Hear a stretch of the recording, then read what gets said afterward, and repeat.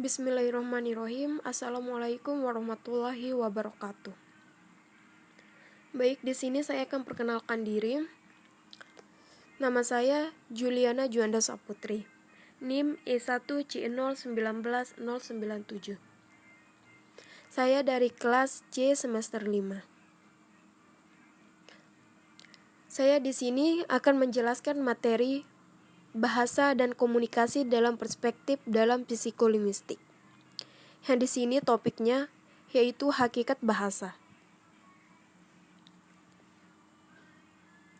Oke, selanjutnya saya akan menjelaskan pengertian hakikat bahasa.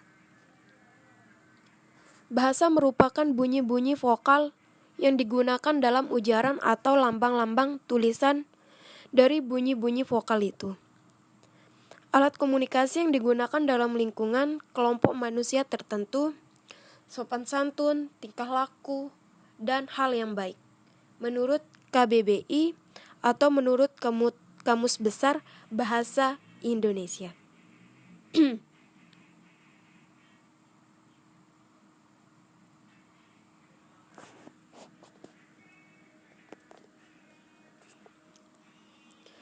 Dan di sini ada beberapa yang dipaparkan oleh menurut para ahli.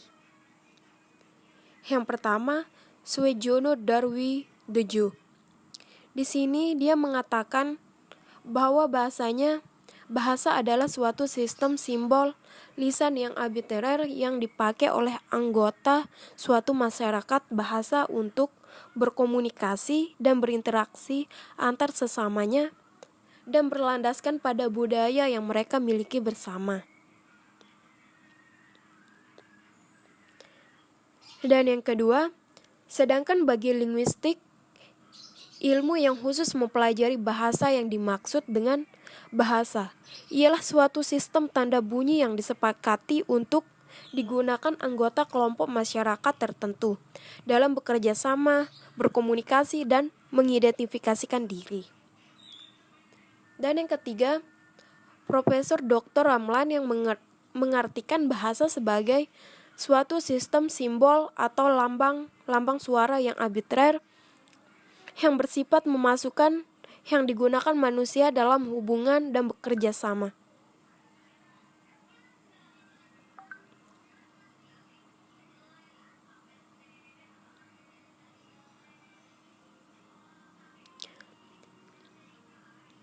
Yang di sini beliau mengatakan language is system of arbitrary vocal symbol by human being to convert and interact. Dan di sini keempat, pakar bahasa Jerman Wilhelm von Humboldt atau abad ke-19. Beliau mengemukakan bahwa bahasa merupakan suatu sintesis atau gabungan. Bunyi sebagai bentuk luarnya, pikiran sebagai bentuk dalamnya. Menurutnya, bahasa merupakan suatu kegiatan yang dapat diuraikan menurut seperangkat prinsip yang jumlahnya terbatas, dan berdasarkan hal itu, bahasa dapat membangkitkan berbagai ujaran atau kalimat yang tidak terbatas jumlahnya.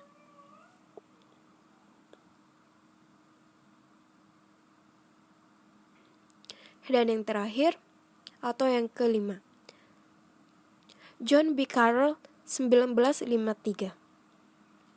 Seorang linguis Amerika mengartikan bahasa sebagai berikut. Berikut ini yaitu language in everyday system of speech, on or question of speech, on which in art can be art interpersonal komunikasi with engagement of human being, and which rather is catalog things, process and event in the human environment. Yaitu bahasa adalah sistem bunyi ujaran atau rangkaian bunyi ujaran yang bersifat memasukkan, yang digunakan atau dapat digunakan dalam komunikasi.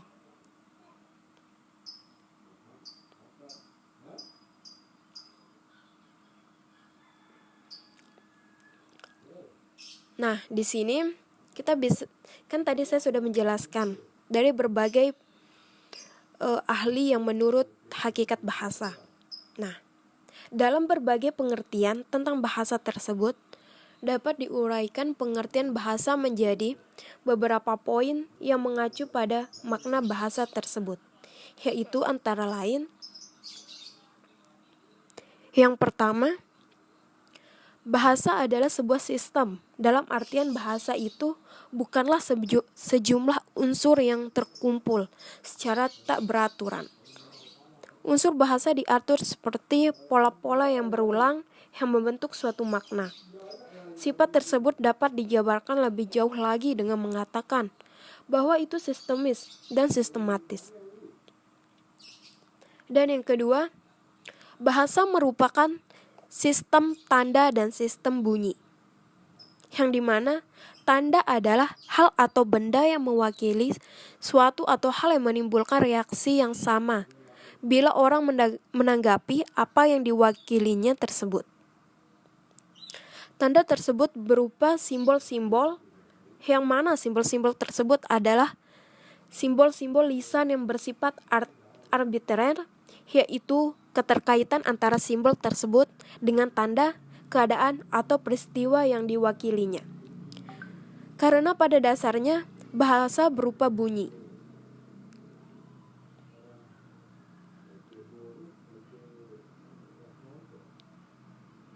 Dan yang ketiga, bahasa bersifat produktif dan unik. Produktif di sini berarti bahwa bahasa sebagai suatu sistem dari unsur-unsur yang jumlahnya terbatas, tetapi dapat dipakai secara tidak terbatas oleh pemakainya. Yang di sini pernyataan tersebut diperkuat oleh pernyataan samsuri, atau penyelidik bahasa yang ingin memperoleh hasil yang sebaik-baiknya, perlu mengetahui ilmu bunyi dan pemakaiannya. Dan yang keempat, bahasa bersifat universal. Hal tersebut dikarenakan adanya persamaan sifat-sifat bahasa, dan menurut Noam Chomsky, keuniversalan bahasa tersebut mencakup segala segi ketatabahasaan yang meliputi universalisasi fonologi, universalisasi morfologi, universalisasi sintaksis, dan universalisasi semantik. Dan yang kelima, bahasa merupakan sarana untuk komunikasi dan bekerja sama. Bahasa merupakan sarana berkomunikasi antar manusia. Tanpa bahasa, tiada komunikasi, dan sebagai sarana komunikasi, maka segala yang berkaitan dengan komunikasi tidak lepas dari bahasa. Dengan kemampuan kebahasaan akan terbentang luas. Cakrawala berpikir manusia tiada batas dunia baginya. Dan yang terakhir, keenam, bahasa adalah alat untuk mengidentifikasikan dirinya dalam suatu kelompok sosial.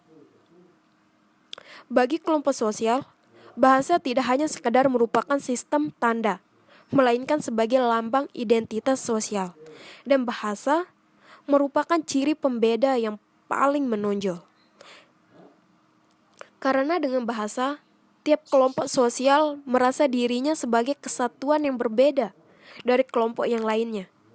Nah, di sini misalnya, bahasa Hindi dan Urdu sebenarnya merupakan suatu bahasa, tetapi oleh pemakainya dianggap dua bahasa yang menandai dua kelompok yang berbeda. Sebagaimana pepatah mengatakan, bahasa menunjukkan bahasanya. Mungkin sampai di sini saya bisa menjelaskan materi dari hakikat bahasa. Jika ada kesalahan atau kurang jelas yang saya jelaskan tadi, saya mohon maaf atas kesalahan tersebut. Sekian, terima kasih. Assalamualaikum warahmatullahi wabarakatuh.